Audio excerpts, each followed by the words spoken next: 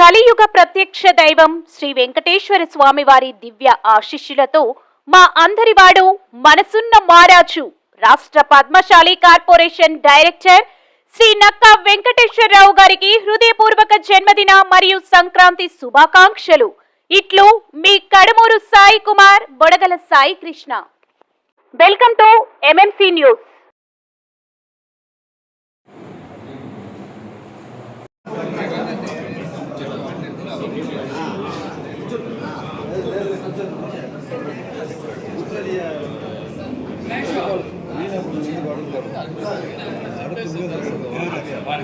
రా కదిలి రా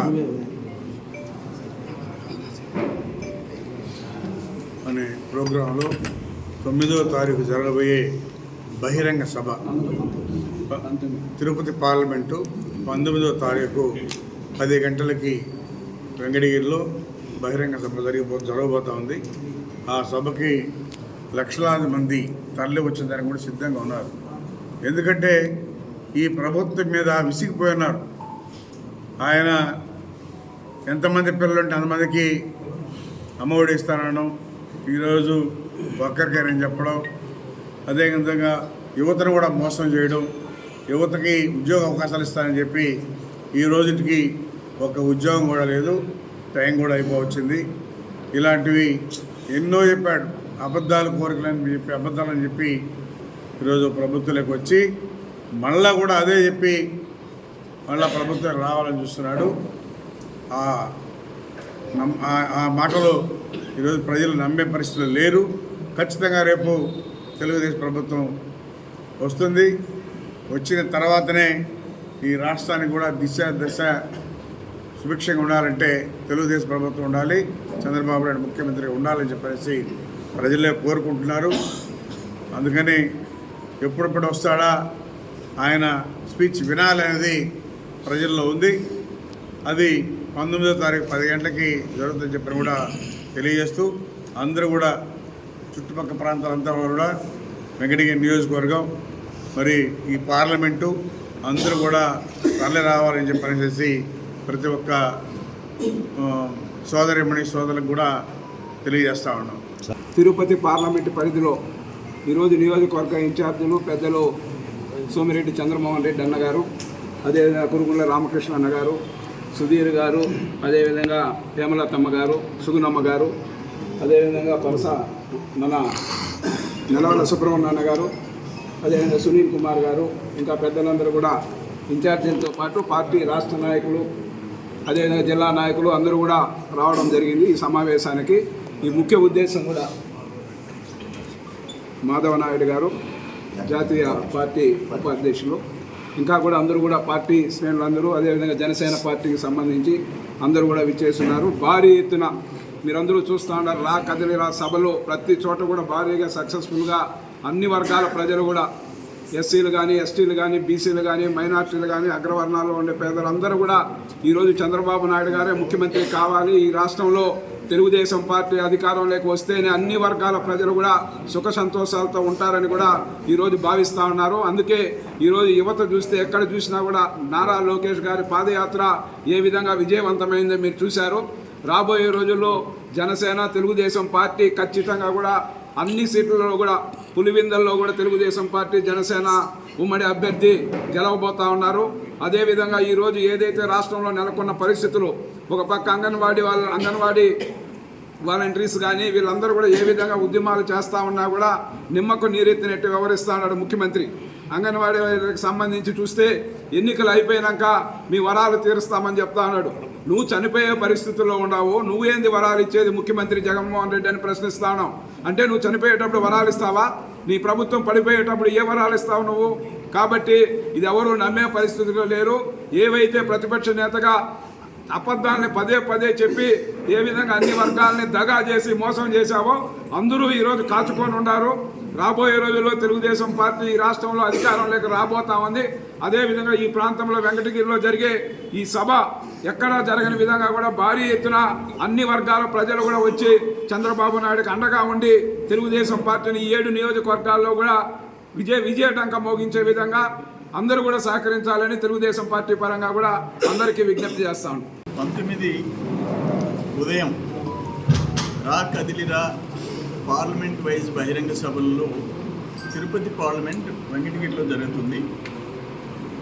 అక్కడి నుంచి సాయంత్రం కడప పార్లమెంటు అదే రోజు 19వ తేదీ సాయంత్రం 3 గంటలకి జమ్మలమడుగులో సభ ఉంది.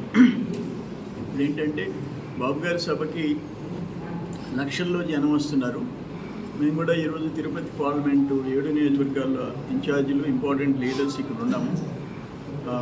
ఆ జన సమీకరణ రావాలని కోరికతో ప్రజలు ఉన్నారు. వాళ్ళని నెట్టి ఇక్కడికి చేర్చాలా అనేది ఒకటే మా మీద ఉండే బాధ్యత.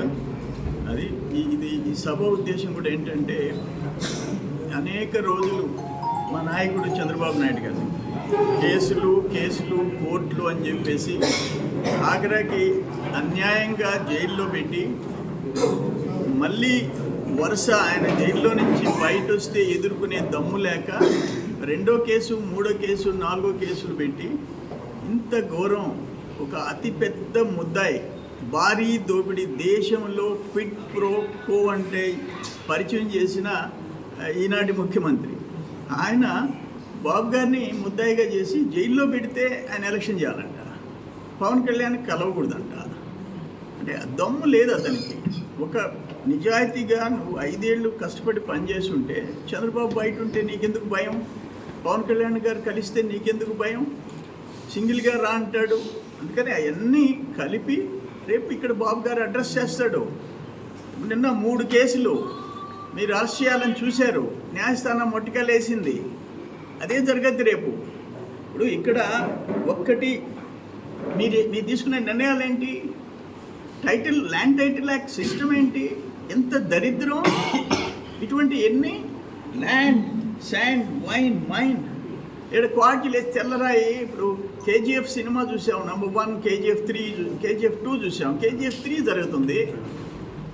తెల్లరాయి Venkatagiri constituency, Sarvepalli constituency, Gudur constituency వదిలిపెట్టము. సిలికా వదిలిపెట్టము.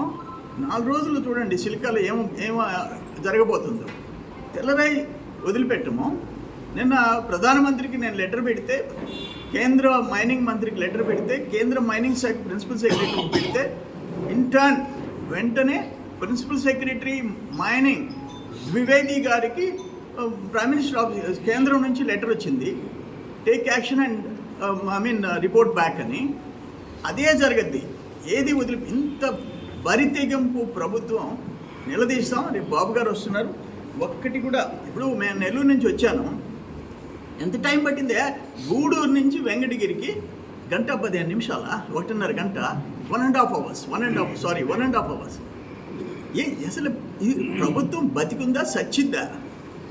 అందుకనే రేపు బాబు గారు వస్తే అసలు హెలికాప్టర్లోనే కనపడదు దానికి. కేజీఎఫ్ 3 ఏరియల్ వ్యూ చూస్తే కేజీఎఫ్ 3 సినిమా కనపడిపోద్ది.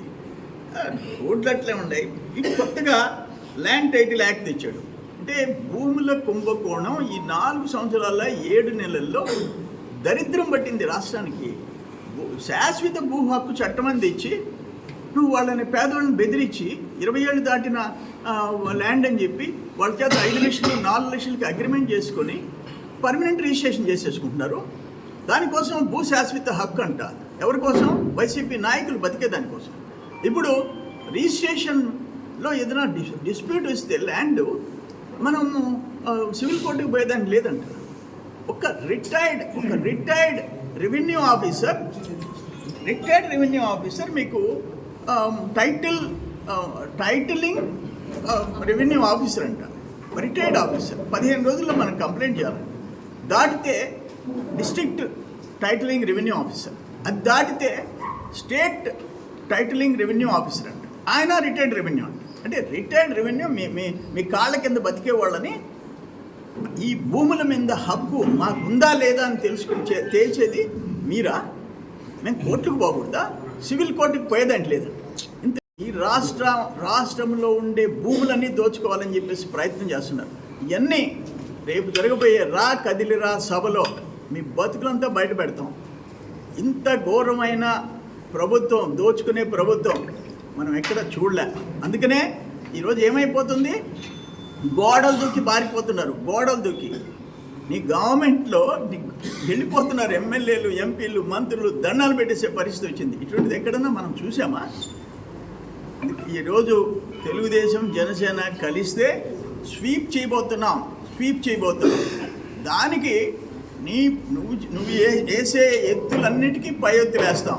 నీ రౌడీజం, నీ పోలీసు, నీ వాలంటీర్లు ఏమి సాగవు. తెలుగుదేశం జనసేన కార్యకర్తలు ఎదురుగా తోక ఆడించలేరనేది గుర్తుపెట్టుకొని ఒక పద్ధతిగా ఎలక్షన్ జరగాలి. అందుకనే స్టేట్ చీఫ్ ఎలక్షన్ కమిషనర్కి బాబు గారు, పవన్ కళ్యాణ్ గారిపై కంప్లైంట్ చేసి వచ్చారు.